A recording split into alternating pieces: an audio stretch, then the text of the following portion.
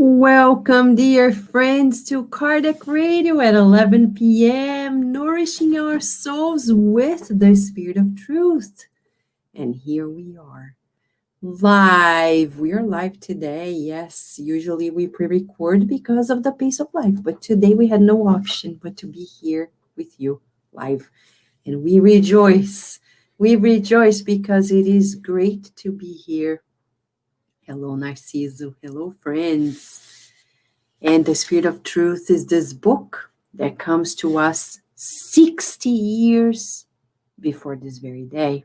Two mediums, Chico, Xavier, and Waldo Vieira, brought to us messages that are unprecedented. They expand the truth, and the truth feels good. It brings to us the remedies that we need. And today, Luiz, the Spirit Doctor, comes to us inspired by chapter 13 of the Gospel according to Spiritism, item 11. It's about beneficence.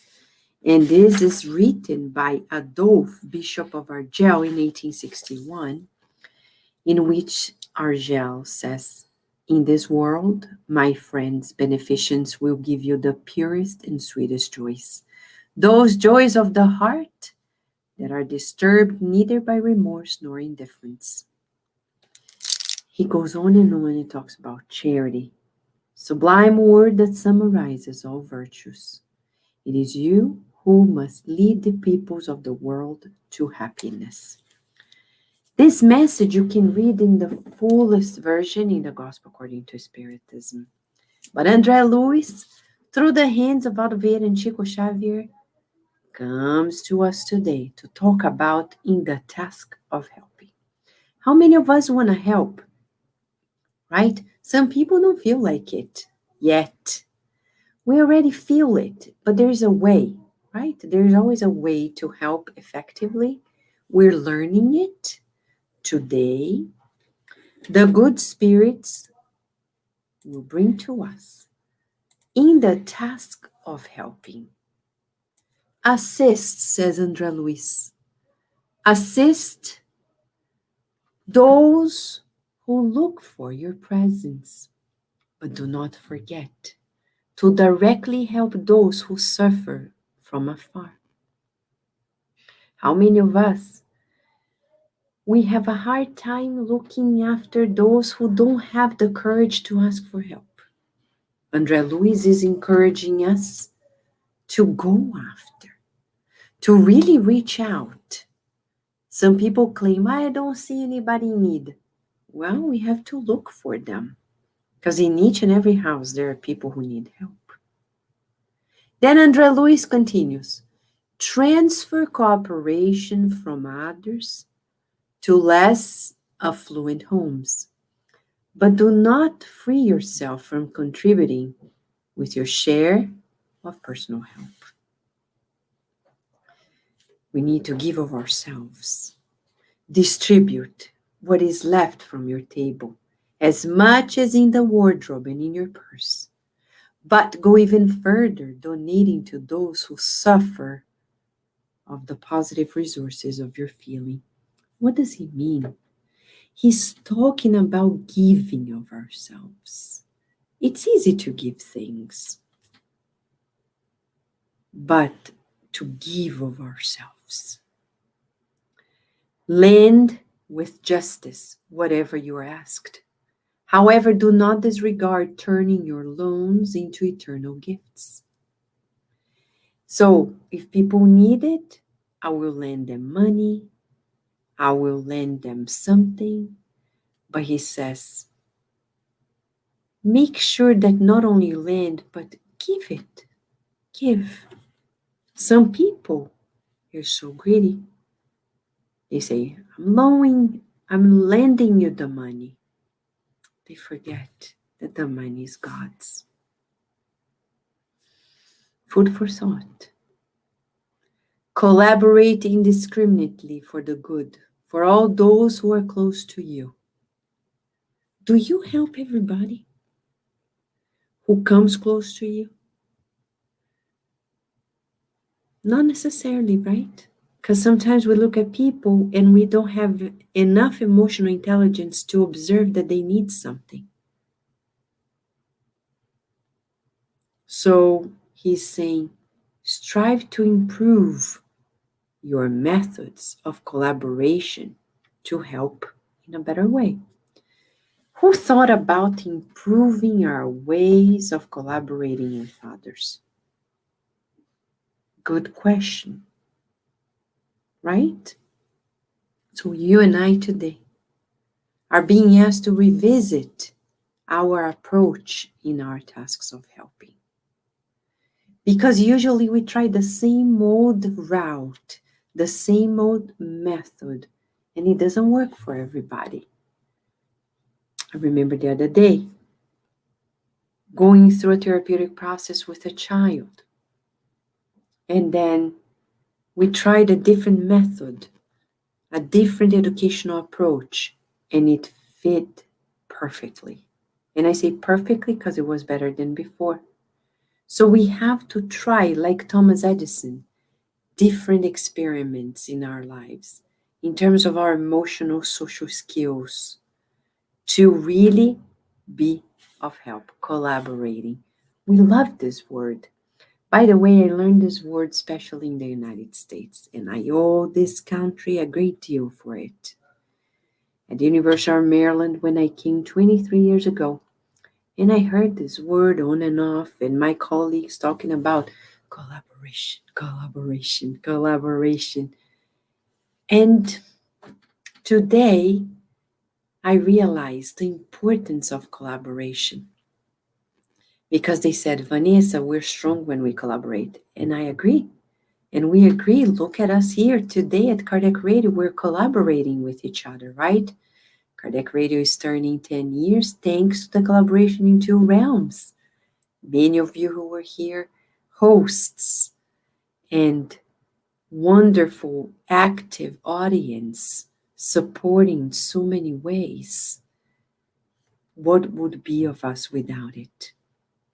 Andre Luiz continues.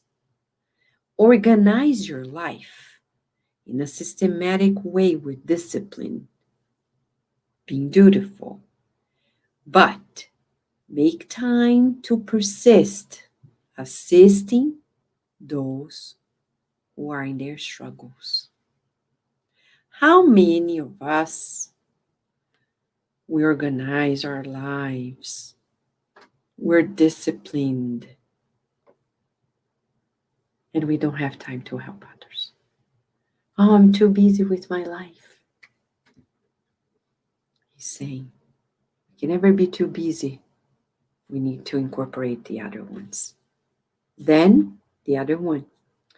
Attend to the hungry stomach and the sick body of companions, but do not refuse to favor them with consoling words in the noble book, like John da Rosa does all the time when he's walking the dog and helping people. Always a consoling word, right, John da Rosa? And the noble book. He loves giving that spiritism in its simplest expression. Yes, and did you know that that book is in audio format at Cardiac Radio in the SoundCloud playlist? You can go there and listen to the book. It's in John da Rosa's voice, right? And Andre Luiz goes on. He has 4 more items for us. In the task of helping, be the intermediary between the generous distributors and the hearts that are not too happy. Be sure to invite those who benefit materially to benefit from a moral point of view in evangelical relief, visits, and human solidarity. Be generous to those who are less happy, but invite those who are who benefit materially to also listen to the good words whenever we can, because sometimes we can't proselytize. I remember when before the pandemic, our Sunday service with the Essene Church, SSVA, SSDC, this in church together, reaching out to the homeless. And there was always a station to pray. Carol Correa and other friends were there. And another station where people could draw with Paula and friends. And then another one, Michelle and friends to draw the blood pressure, etc. And always a good word, supporting them. It's more important. So the food is just an excuse, right? Like right now, this message is vital. Yes. But we are sharing the bread together. You and I are now having a meal together, and the exchange is important for us. You and I together with others, we're being nourished by these words and the good spirits who are here with us. And this may benefit many who are surrounding us, who are elsewhere, traveling to our neighbors' homes and rescuing those whom we don't know and are suffering. Make the most of your possibilities by supporting others. But do not be satisfied with the results obtained seeking to enrich your gifts of efficiency in planting charity. So interesting because the other day somebody told me, oh, I love doing charitable things. Oh, so you do it? No, I used to do it 4 years ago when I was in Brazil. Well, 4 years ago, it's already past. Now counts if we're doing it now. So if we do something good, next day, blank page, begin anew.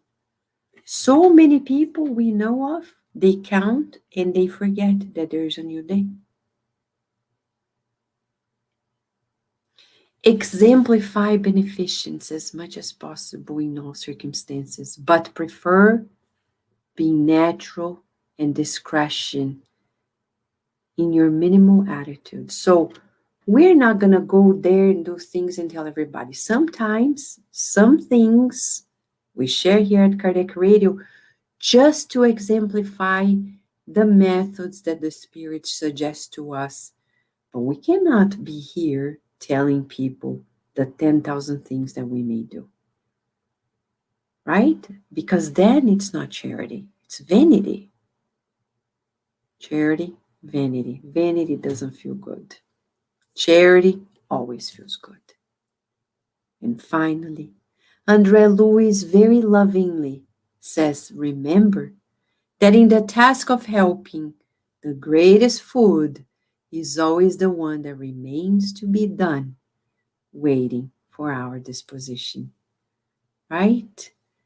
The greatest food is always the one that remains to be done, telling us, look forward, never look back, because sometimes we do the good and keep looking, oh, look what I did. And life is passing by 10 years, 20 years. True account. Humberto de Campos, through Chico Xavier, tells us that there was this lady who was prepared to reincarnate and do great works of the good. But one day she became a spiritist and started an orphanage. She welcomed 20 kids. And everybody was like, oh my gosh, it's so beautiful, so beautiful. People started donating money. And then she realized, okay, I'm going to do the following. I'm going to stop admitting children. I'm going to start remodeling. And she had a great idea for remodeling. So she spent some years remodeling. When she turned in that organization, I don't remember if it's 10, 20 years, how many years, anniversary of the foundation, the organization. She was at the Spiritist Center and asked the superior spirits, am I doing good? Are we doing good? And the spirit said, well, before you reincarnated, you had a commitment to help 80 kids, not 20, 4 times as much, 80. And many of them are not even at the age of being helped. Some died, others are already lost in their criminalities. So you really need to adjust yourself. How many of us think we're doing great?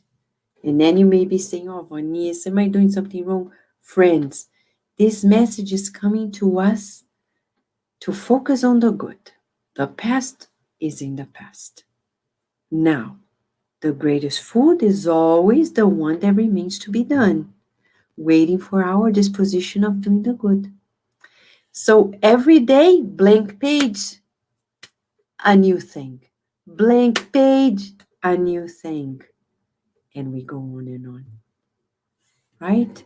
John the Rose is saying here, God always gives us new opportunities each day. So John the Rosa wrapped up this beautiful, beautiful understanding with Andre Luiz. And today you and I have an exercise to do. What is the exercise for us? Exactly this. In the next 24 hours, we're going to think, I need to do some good in the house, outside of our homes, through social media, anywhere. But we need to do something. Whether it's donating money, whether it's giving some food, whether it's giving a good book, good loving care, but we're going to get out of our comfort zone and reach out to people. I know it's the end of the day. It's late, 11 p.m. here, but we rejoice, knowing that God always gives us new opportunities each day, as John de Rosa has just said. We wish that in the next 24 hours, you and I can think more of those who have less than we do. Let's seek them, whether in prayers, in donations of material things, or giving of ourselves in good words, good thoughts, good feelings, good books, right? It's the Spirit of truth. We rejoice. Together, let us then finalize with a prayer of gratitude for this moment of awareness. We raise our thoughts to God. We thank you, dear God, for this moment of joy, feeling the presence of your guardian angel, our guardian angels, your messengers. And we thank you as we visualize these rays of healing light enveloping all of our homes, visualizing hospitals, nursing homes, refugee camps, prisons, shelters, streets, enveloped by a beautiful shower of healing light. Oh Lord of life, thank you for life. Thank you for the opportunity of existing, of being of help and teaching us how to be ever more helpful. And so be it. Holy Spiritism always pushes us to another level. We're very grateful to this opportunity, and we wish that in the next 24 hours we become more giving than we've been. Thank you, friends. A big hug, and until tomorrow, God willing.